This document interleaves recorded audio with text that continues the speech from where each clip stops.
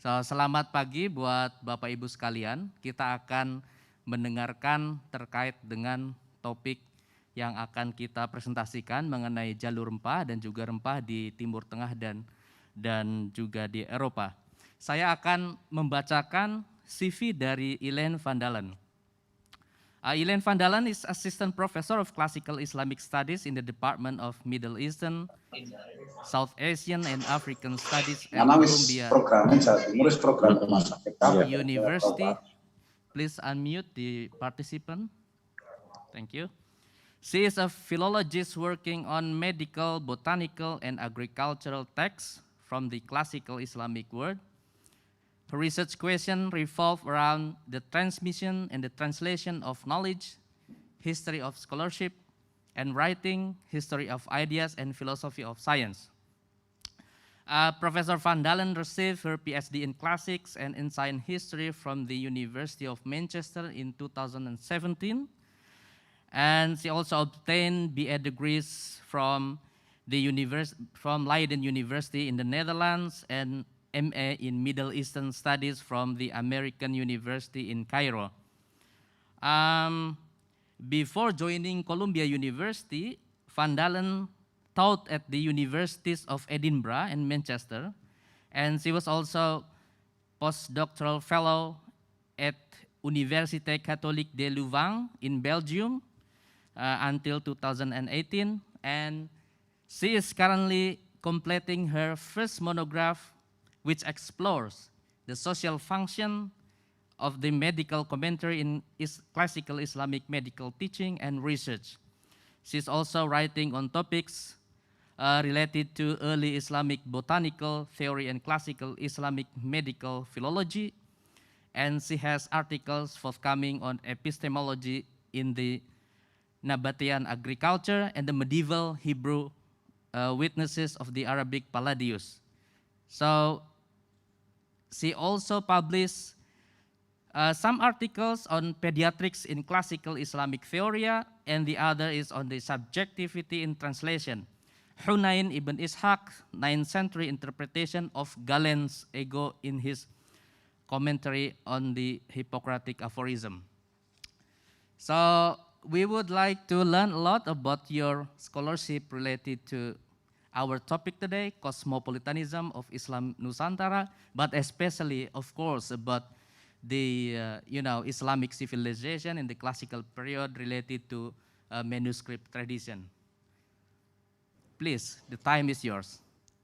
Thank you so much for your introduction, and thank you for inviting me. It's really a pleasure for me to be here. I have prepared some slides. Can I share my screen with you? Does this work? We're still waiting to see the screen. Yes. Okay, you see the slides. Good. Okay. So I want to talk about. Wait, I don't think this is good. I want to stop. I want to share again.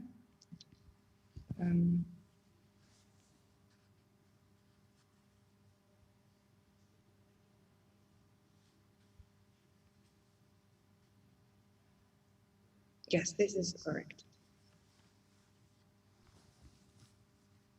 So I want to speak about three topics. I first want to give a general overview of medicine, Islamic medicine in the classical period, so from the 9th to around 14th centuries. And after I give that introduction, I want to speak specifically about drugs and medicines that were used and draw attention to innovations as a result of the cosmopolitanism at this time and the influence of new spices coming from places like India, China, and Indonesia. So I hope to give you some examples of that. I want to first begin with explaining the concept of Greco-Arabic medicine.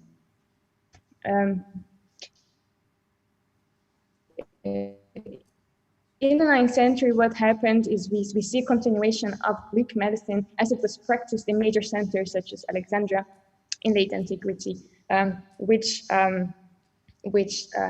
involved a theory of medicine which built on Hippocratic and Galenic material from centuries before, which educated medical students following medical curriculum that was also studied in Alexandria in earlier centuries. So this included a number of Galenic and Hippocratic books.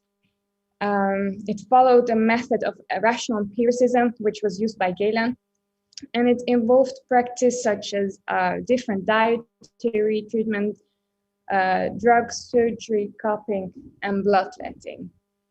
Now, an important instigator of this tradition was the Abbasid translation movement.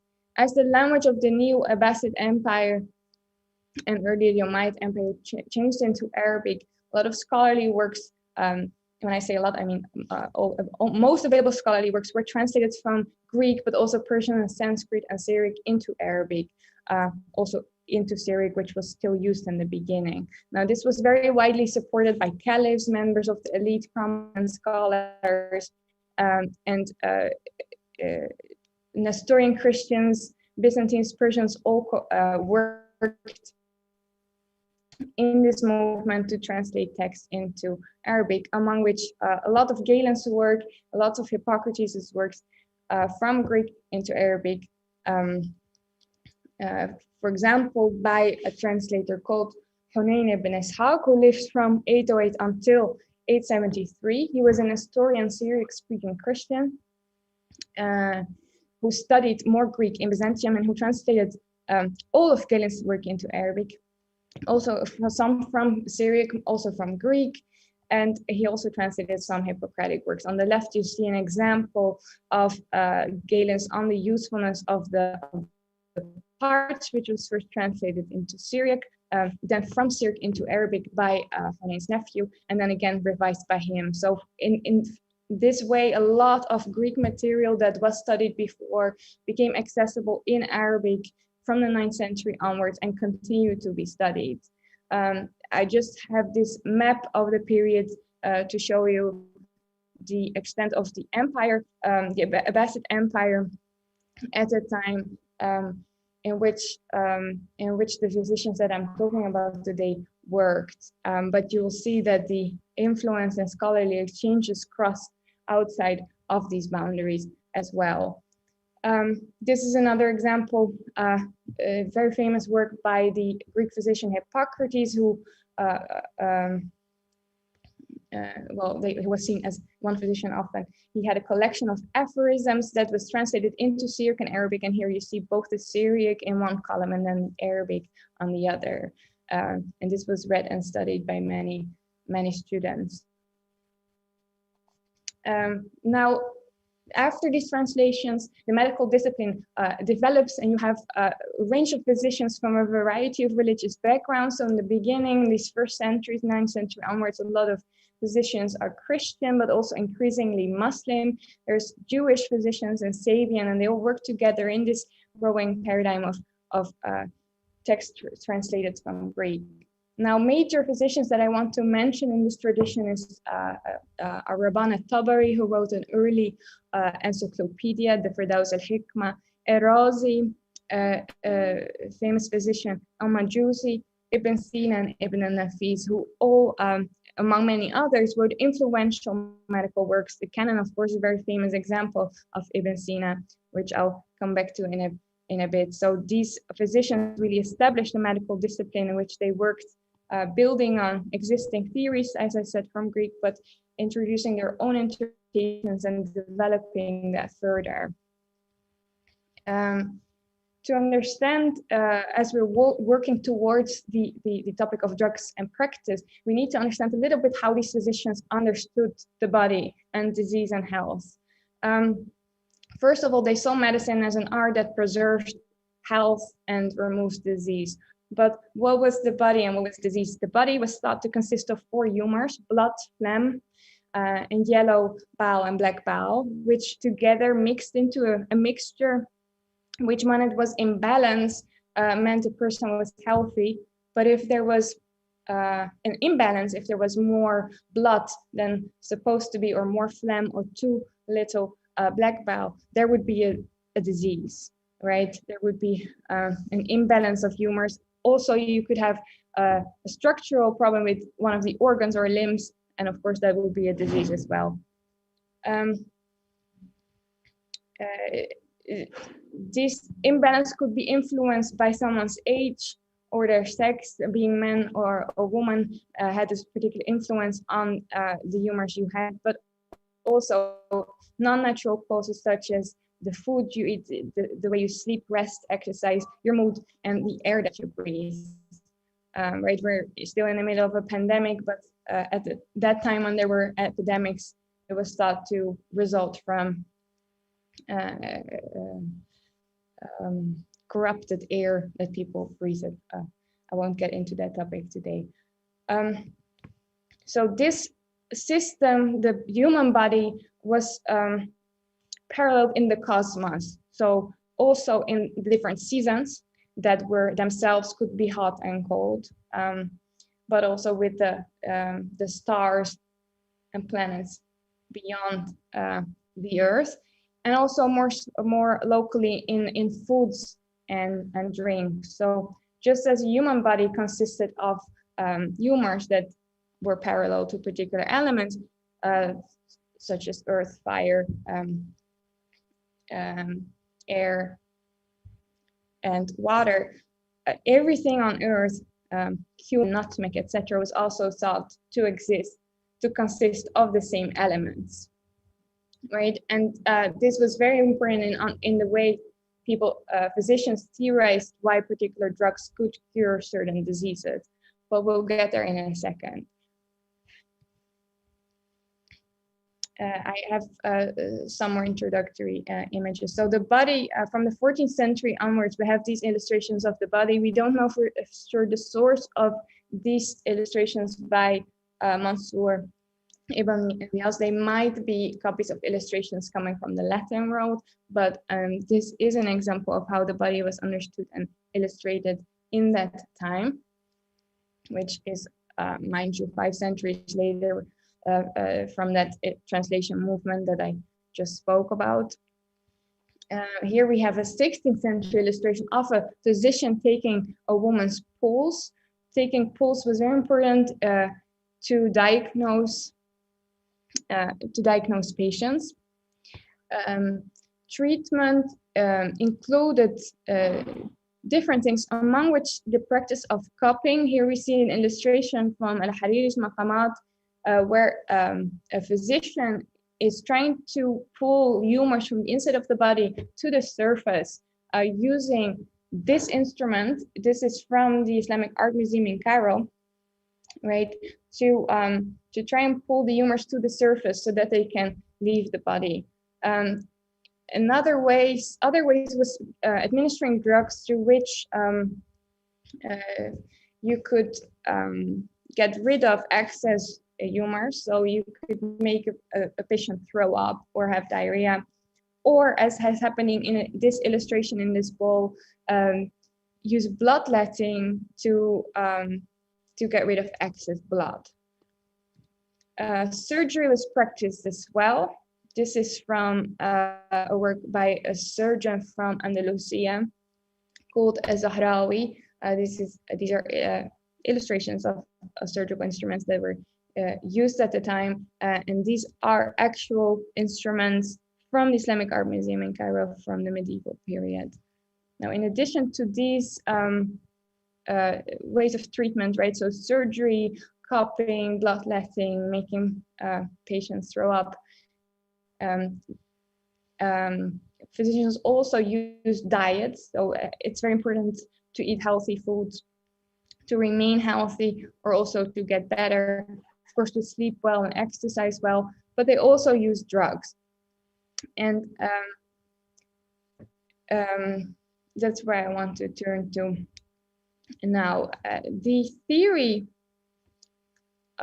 of drugs initially was based on Galenic ideas. So there was an understanding of simple drugs in Arabic, adwiya mufrada, and compound drugs, adwiya murakaba. So compound drugs being a combination of different simple drugs together in one medicine, right? And a simple drug just being one item, so cumin or nutmeg by itself. As soon as you are going to mix honey with cumin with nutmeg, you get a compound drugs.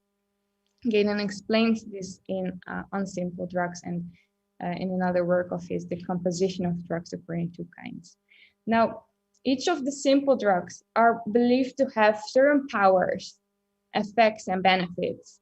They can be animal material, they can be vegetables, they can be mineral substances, right? But they, based on the amount of fire, water, air, etc. they consist of, they'll have a particular power which will have a certain effect on a certain body, right? So the idea used to be, if you have a disease which is caused by being very cold, so having too many humors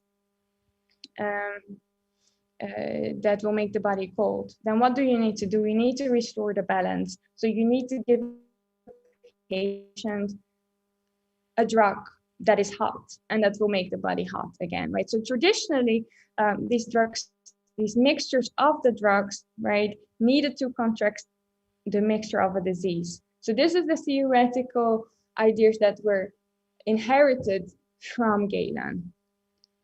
In a very important figure that became authoritative in Islam world was Dioscorides, who wrote a work in the 1st century AD called the Materia Medica. It covered circa 600 plants and about 1,000 different medicines. And I'm mentioning it here because it was translated into Arabic in the 9th century and it really became an authority in the centuries afterwards. This illustration on this slide shows an image of Dioscorides in an actual a 13th century copy of an Arabic translation of this text, which circulated.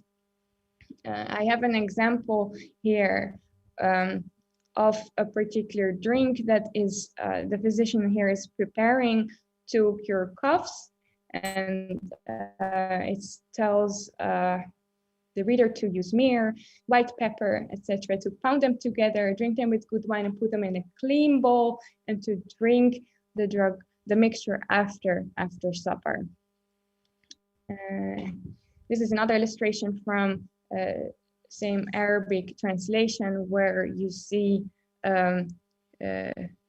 physicians or pharmacists preparing medicine from honey. I added the Quranic verse, from their bellies comes a drink, which is healing for people. In addition to this text, of course, there's different recipes in it. There's also a lot of focus on the on plants itself as simple drugs, right? There's also a different genre called akrabadin, which were specifically concerned with compound drugs. So very famous in the Arabic world was Sabur ibn Sahal from 869 and Ibn at-Timith from 1165, who made collections of compound drugs that then became widely read. So far, I've laid out the influences, right, of Dioscorides, of Galen, and I've already mentioned that that physicians worked on this and developed this, but I think in no field was this as true. Well, in other aspects it was true too, but it was also very true in the field of drugs, that physicians very much started to depart from Greek practices as time moves on. And I'm giving you this quote from Ibn Jumay, who died in 1198, who writes that the ancients, and ancients, he means the Greeks, they have informed them about the fundamental principles from which you can know the strength of drugs, right, and how to test them, but they did not mention all kinds of drugs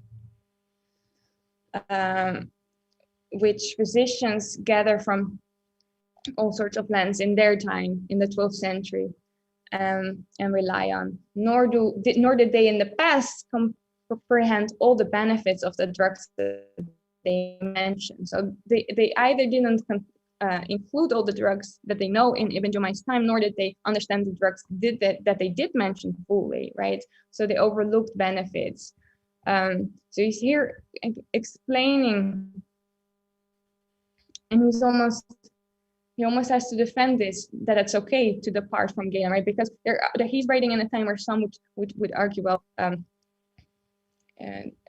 it would be disrespectful to deny the authority of previous scholars, right? So you had to explain yourself why that was okay to do, which is Ibn Jumay is doing here. So you see three things happening. Two of which Ibn Jumay mentions. One, the introduction of new known drugs as a result of trade, right, and interaction. There's more drugs known to people in the early Islamic world than were known to Greeks before then, right?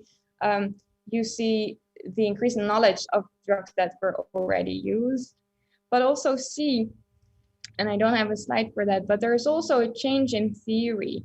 You start seeing physicians using drugs that are supposed to be, that are cold and that are supposed to treat hot diseases are now being used to treat cold diseases, right? So the entire theoretical idea of that a hot drug needs to cure cold disease is discarded by certain physicians because they are testing and working with particular drugs and they see that it works to cure diseases, right? So as soon as they have the evidence that it does work, we see that people like Ibn Butlan write that physicians are departing with old practices. Now, very early on in Ibn Sawai, for example, in the 9th century, he wrote a work called The Essences of Simple Perfumes or Aromatic Substances, a Tib al-Mufrada.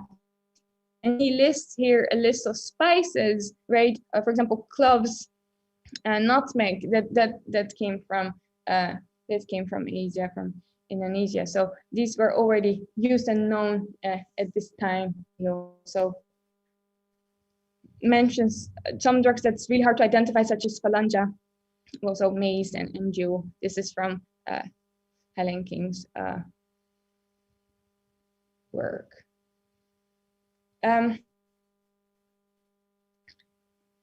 After Dioscorides, who I showed before, he was very influential. You start seeing many Islamic physicians compiling their own works of herbals, of simple drugs, and also I already mentioned of compound drugs. An example is Abu Ja'far al-Ghafiqi, which has been edited a few years ago, or almost in 2014 by Jamil Rajab and Faith Wallace. You see that someone like al-Ghafiqi, who was, I think, an Andalusian physician, he will quote a lot of the drugs mentioned by Dioscorides and others, also other Greek physicians, but then add his own and also quote the material that's already mentioned by older Arabic physicians. So the body of known drugs that may work grows and continue to grow. For instance, also in the work of Ibn Baitar, who was an Andalusian physician who moved to Cairo, where he became chief of botanists in the 13th century. And he wrote a very famous compendium on simple drugs and foods, as well as another complete work on simple drugs. And he lists 1,400 plants alphabetically, uses 20 Greek sources, but also over 150 Arabic sources. And he will include many of the plants and drugs known at his time that weren't known before. From the work by people in theoretical works, but also by everyday common people, spices that came from far away were incorporated and used to treat illnesses. The final example, back to a theoretical work again, is how spices end up in compound drugs. And for that, I want to go to an example from Ibn Sina's canon, who mentions a compound drug, al-shilta. And this example shows how complex compound drugs could be, right? So he mentions this drug and he lists the ingredients. So it consists of zederi, doronicum, onboard pearls, coral, raw silk, alum, silver, gold, malabathrum, honey, pepper, saffron, and musk and other ingredients, right? So not only do individual or simple drugs begin to be used, they also are then developed to be used as part of compound drugs. So this was what I wanted to share with you about the evolvement, right, of pharmacology and the incorporation of spices from other regions and the effect that had of the physicians in the region innovated all the practices of Galenic medicine. And I want to thank you for your attention. Thank you very much, Dr. Elaene van Dalen, who was speaking brilliantly about the state of cosmopolitan culture related to the spices, but also drugs, medical works, etc. So we have learned a lot about, for example, of course, from the very well-known theory of the Abbasid translation movement. There was a translation of science, philosophy, etc., from Greco tradition to Arabic culture. So here we have also learned a lot about the medical discipline, and we know from your presentation also some particular issues related to medical science, drugs, etc. So one simple question from me before we are reading some question from the participant, perhaps. We know from the Arabic kitabs, Arabic books in the past that for example, the terminology of At-Tibbun Nabawi, the prophetic medicine, does it related to the kind of the Galenic or the Greek medicine, or does it did it different from that one? So we want to learn a lot about this one. Thank you. Thank you. Thank you for your question. That's a very interesting question. So the Tibb Nabawi or prophetic medicine was a, let's say, parallel medical tradition that developed in the Islamic world. Initially, you have in the hadith collections, you have collection of medical hadith. So there will be usually 40 hadith that relate to medicine or health, ways that the Prophet engaged in medicine. And in the centuries after, you start seeing that physicians and scholars write commentaries on these hadith. And some of them try to understand how the Galenic medicine can work together with hadith and the Quran, right? And you have different solutions. You have a scholar. There's a scholar called Ibn al-Jawziyah who says, for example, this idea of people consisting of water, fire,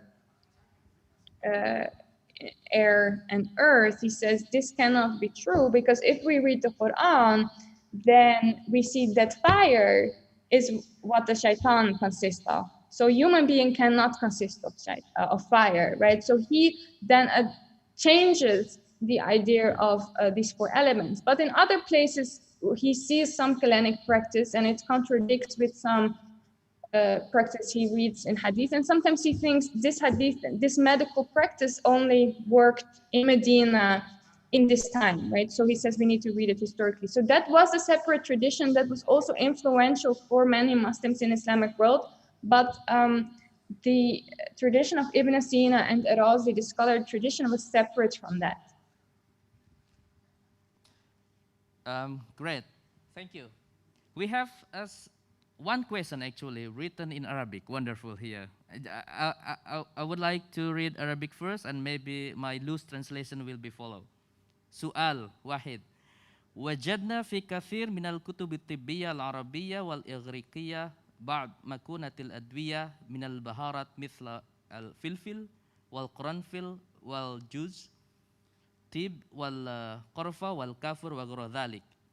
كانت تلك البهارات أو الأقاقير الطبية من أصل الجزر الهندية ألا وهي إندونيسيا اليوم. So we found a lot of things from the prophetic books, I mean in Arabic and also in Greek, some notion about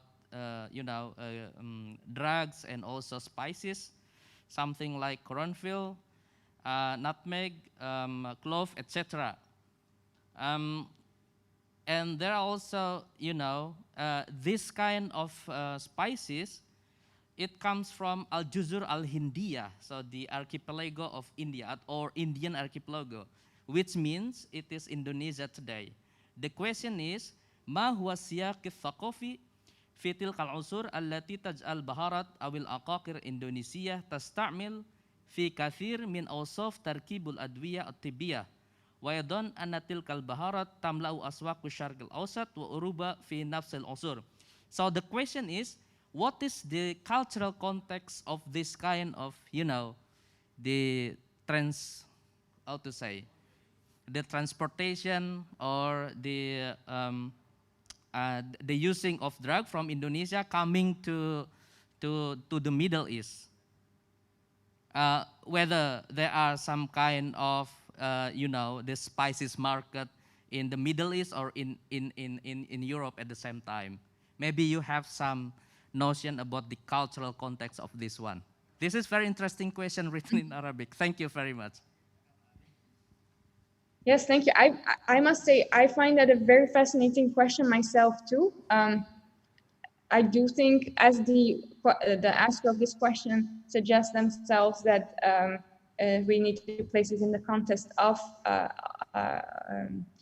trade, right? Of trade between these regions. That's definitely where I would search it, but it's a question that I would like to myself learn much more about, because the Indonesian, the influence is something I have not studied, but we clearly see the use and increased use of spices that come from this region. So that's our evidence that through trade and connections, that must have arrived. Sure. Thank you very much. Are there some questions from the participant here, offline perhaps? We can translate in English. I think we have about 5 to 10 minutes. If there are no questions more, so we will close.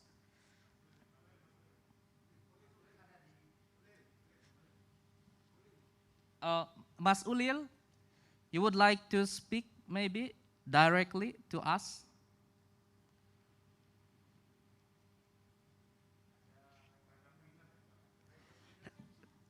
We have here Mas Ulil, Pak Michael Finner perhaps, who would like to ask some question or perhaps some insight.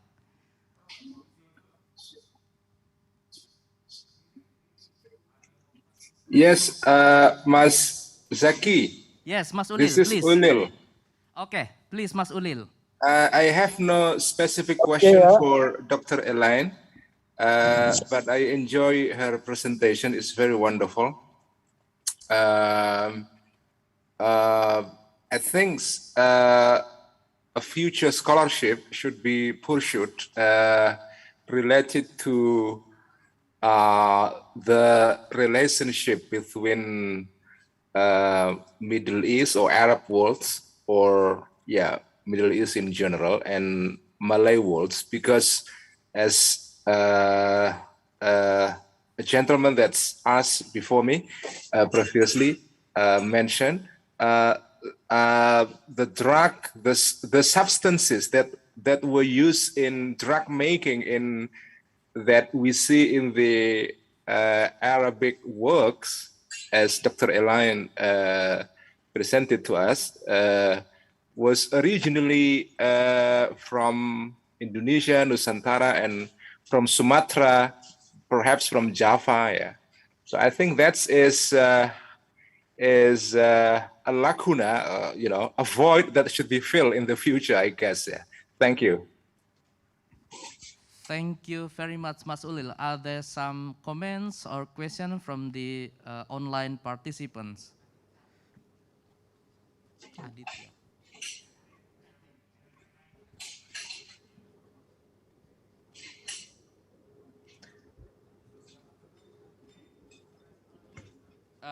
Do you have some response, Dr. Elaene van Dalen, maybe from the perspective of Ulil Absor Abdallah, our Indonesian scholar here? Yes, I absolutely agree. I think it's very much necessary to continue this research and to understand the changes and development that happened in the Middle East, how it resulted from contact with the Malay world and Asian regions, which is a collaboration that doesn't often happen between scholars, right? So we see influence in the Middle East, but at least I myself, we don't trace that further. We for example will see, yes, they use pepper, but there will also be knowledge of how pepper, nutmeg, etc., how these spices are used, right, in different Asian regions. So that knowledge of that medical knowledge will have traveled to the Middle East as well, I assume. But those are just research questions that I agree are very fascinating and need to be studied. Thank you very much. We have some question also from the participant. I just would like to read here. The first question is from Maria Fauzi. You have just mentioned in the presentation that Muslims increasingly play a significant role, writing treatises and books on medicine following their Christian counterparts. I am wondering what makes that happen. Did religion or religious doctrines play a role in Muslim enterprise in medicine? This is the first question. Maybe I just would like to read the second and the third one, and you can accumulate the answer in later. The second one from Riri Harira. Thanks for a wonderful presentation, Dr. Elaene van Dalen. I would like to ask about whether those spices, medicine, and drugs tradition within medieval Islamic history that specifically address to woman health and well-being. Thank you. The third one from Hamim Toha, also Indonesian scholar. There is one question from Mrs. Elaine. Is camel urine, which is claimed to be a medicine, was it or is it popular in Islamic medical literature? So this is this is also, I mean, a nice question. Mm-hmm. Thank you. Yes, thank you. Thank you for reading the questions, and thank you all for asking them. In regards to the first question, I think you see almost a natural development where in that first 9th century, a lot of people were still Christian, right? You have some Islamization happening, but over time, larger amounts of the population become Muslim, and also more physicians become Muslim. You will see that they participate in the same discourse, and yes, there will be influences from people's religion, but it's not as noticeable as you would see in Tib an-Nabawi, in the prophetic medicine, where you very strongly see Muslim interpretation. But if you compare Christian and Muslim medical text of physicians working in the Greek tradition, you don't necessarily notice a difference. But I would say the biggest reason of an increased Muslim physicians would be increased Islamization and increased Muslims in the region. Yes, there will be drugs that would be specifically for women's health, because women were thought to have different kinds of bodies. They were more cold than men, so they will need at least other amounts or other kinds of medicine. I don't have an example ready right now, but that was taken into account. Camel urine, I think I've seen it. I don't want to, I can't measure how popular it is, but camel urine, other urines, bird poo, intestines, stomachs, all sorts of things were used.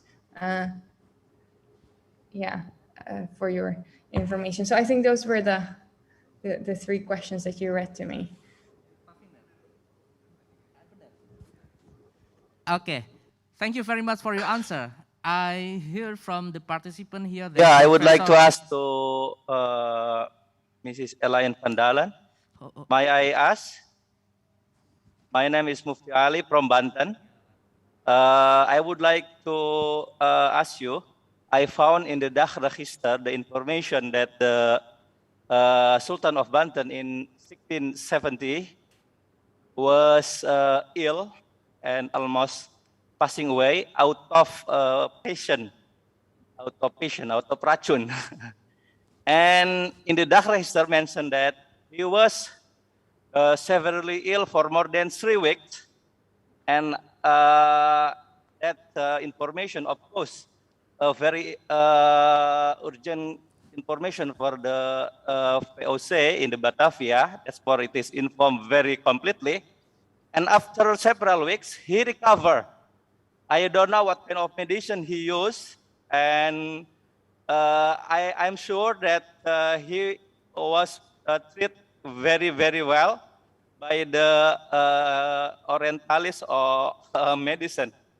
That is one question. And other question is, the several soldiers of the VOC from Batavia, when work wars in Banten and they were wounded, they were treated in Batavia. I don't know whether it is in hospital or not. So one question that I would like to you, that there are 2 treatments. It seems to me one is Oriental herbal medicine that was the treatment for the Sultan of Banten, and the second one is Western medical treatment in Batavia. I would like to ask you some elaboration about this for me enigmatic phenomenon. Thank you very much, Mrs. Elaene van Dalen. Mufti Ali from Banten. Thank you. That sounds fascinating. Thank you. Okay, we have actually some requests, Professor Michael Finner, to comment or ask something about this topic. Please, Pak Michael Finner. Yes, thank you very much. And apologies for coming in a bit late. The time difference from Tokyo was such that I thought it started at 9 o'clock, not at 8:30. So apologies. Elaine, from what I heard of your talk, I was really excited to see you bringing this, especially into conversation with this audience in Indonesia.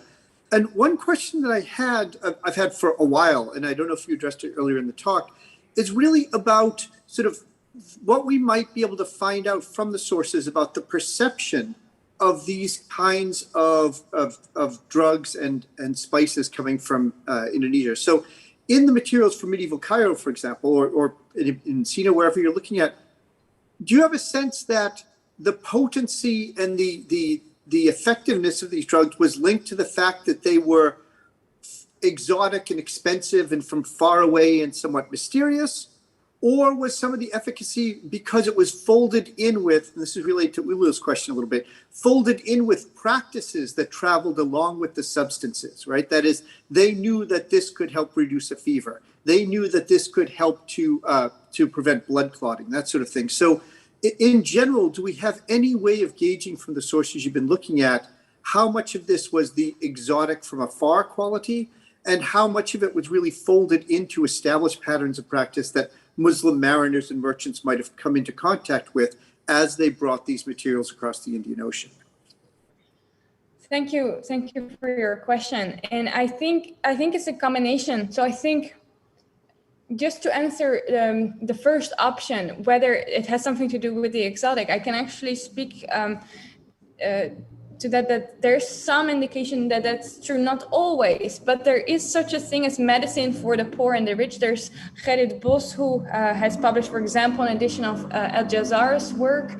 There were specific works of drugs and medical practices for the poor, and because they couldn't afford expensive medicine, so you needed to give them something that was cheap and that would work for them, but that wouldn't have included more expensive things. And in contrast to that, the rich wouldn't want the medicine for the poor. So something that could maybe work for them, they wouldn't want. There's some physicians complaining about that. They would want it to be more expensive and fancier things for it to be effective. So knowing that could be some hint that what you're suggesting about drugs coming from far, that some wealthy people would have found that more interesting. Now, your second suggestion, I think that's very plausible. I haven't seen necessarily reports that say we're using this because they used it there and they said it worked. I'm not saying it doesn't exist, because I haven't looked everywhere, right? But that would probably be an option. And I think in addition to the two options that you mentioned, I think with the import of new products, they might also have started to use things and note things and from their own experience at it. So I think these are all possibilities. Okay, thank you very much, Pak Michael Viner and also Elaine, for your answer. I think we are resuming our event today, this morning. Yeah, thank you very much for all participants who are joining our event this morning. And I think this is something like the food, the food for thought actually for us before entering our panels in some of the topics that we want to have some break rooms in our Zoom event today. Thank you again for your presentation, Elaine, and good night. Thank you so much for having me. Oke, thank you. Terima kasih untuk Bapak, Ibu, Mas, Mbak sekalian di Indonesia dan di seluruh dunia, dimanapun Anda berada. Kami sudah selesai untuk acara pagi kali ini. Kita akan nanti melanjutkan ke acara berikutnya di beberapa panel. Silahkan Bapak Ibu yang sudah mendaftar untuk mengikuti beberapa panel yang akan kami lakukan pada pukul 9.00. Kita memiliki waktu 10 menit ke depan. Thank you all, and I think we would like to say goodbye to Elaine and also some people in the United States, for example. Bye.